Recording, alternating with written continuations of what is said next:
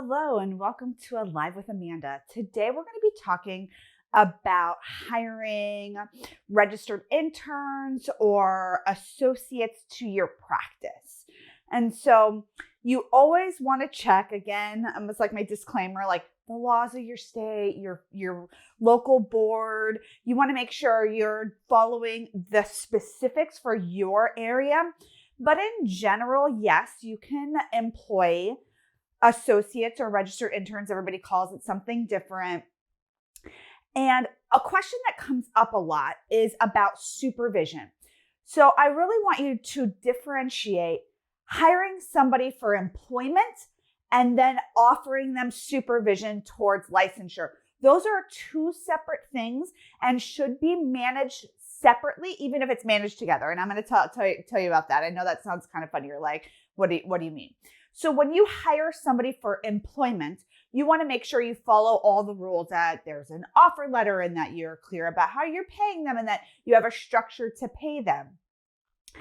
And with hiring associates or registered interns, it's not really much different than hiring licensed people. You just have to be clear about, one, how they're getting paid, two, who's going to be signing their notes, how are they going to be supervised for your employment, right?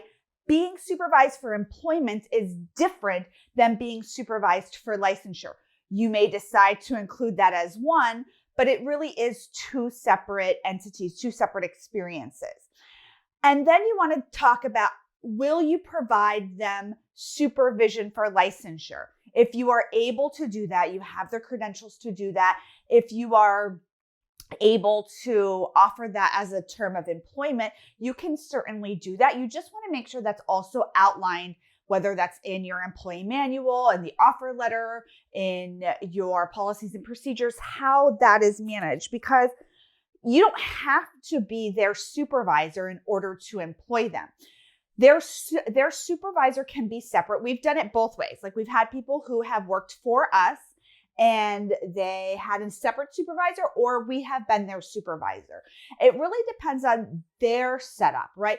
We have sometimes people come to us with a supervisor. They're like, I want to keep my supervisor. I love my supervisor. They do this XYZ specific thing. Therefore, I'm going to keep them. That is completely fine. We just make sure that we have a system set up for our employment around supervision. So we have somebody who signs up on their notes. We offer supervision on a regular basis, and we have somebody that there is their direct line of contact.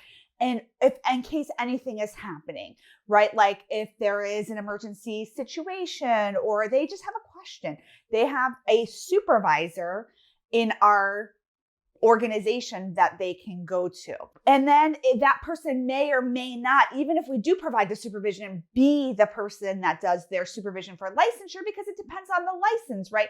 Like, we have people who are LMFTs, LCSWs, and LMHCs.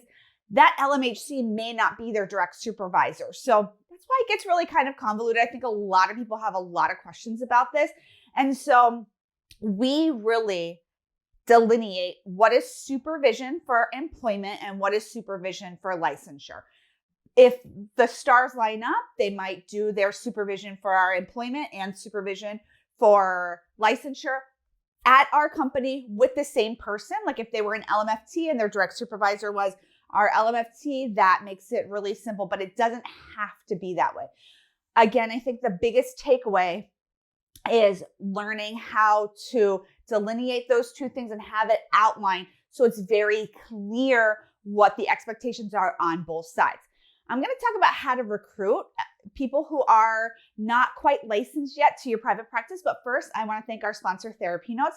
If you're looking for an electronic health record where you can have a supervisor sign notes, you can have a supervisor review charts, I definitely recommend you check out TherapyNotes. What I love about TherapyNotes, I've always loved this about TherapyNotes, is you can't bill insurance until notes are signed off, both by the person who wrote the notes and the supervisor. And so that's really a safeguard to make sure like everything is on the up and up with notes. In some states, you are allowed to bill pre-licensed professionals through insurance. So it's fantastic.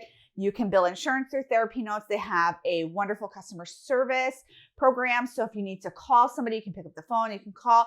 We ask our team to call them on a regular basis in order to really make sure that we're on the up and up on what's going on with Therapy Notes. So I can't say, I can say so much about Therapy Notes, and I highly recommend you check them out, especially if you're hiring pre-licensed professionals, since that's a topic of our video. So going back to recruiting, offering supervision for licensure is a fabulous way to recruit pre-licensed professionals to your private practice. They need their hours. If you can provide them hours, you can provide them salary, and you can provide them with supervision. It's a win-win on both sides. You can have them working for you for 2 years if you get them right out of school. They can, in some states, in Florida, we can bill Cigna, Aetna, and Blue Cross Blue Shield.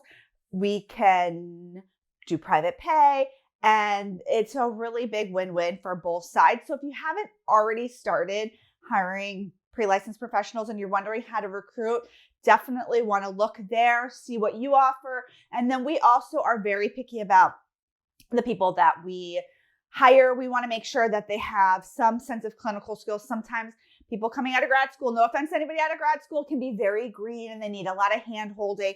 And you have to decide if your organization can manage that. Some organizations that have a really strong leadership team or supervision structure can manage that. If it's only you and you don't necessarily want to be the person to answer a million questions from your pre-licensed professionals, either you want to hire just one or two, or maybe you hire a clinical director to help you out. There's a lot of different ways that you can bring on people to your team.